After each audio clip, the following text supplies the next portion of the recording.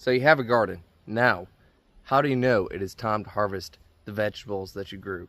Here's the short answer. Whenever your garden seems to be diseased, pest-ridden, dehydrated, or at the end of its life cycle, it's time to just harvest what you can, because it's not going to get any better from this point on. And here is a real life example. This right here is a variety of cabbage.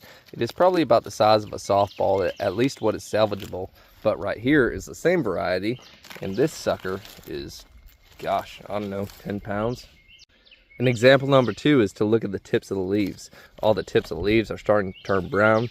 All these cabbages are dehydrated, obviously a different variety in this sense, but once it starts to dehydrate, this cabbage is not going to be nearly as nice once you start to let it die off.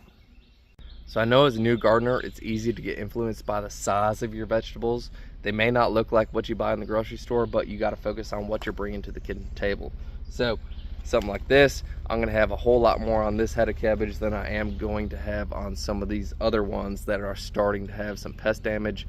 But what I got to do is pull these vegetables, go ahead and put them in the freezer, and start planting in succession new stuff in my garden, because the whole point of gardening is to bring stuff and put it on your plate. So don't sell yourself and your garden short, because there's a reason you grew it in the first place. That is to pick it and eat it, not to see how big you can get it. So when it gets to that point, pick it, eat it, enjoy it, and eat well.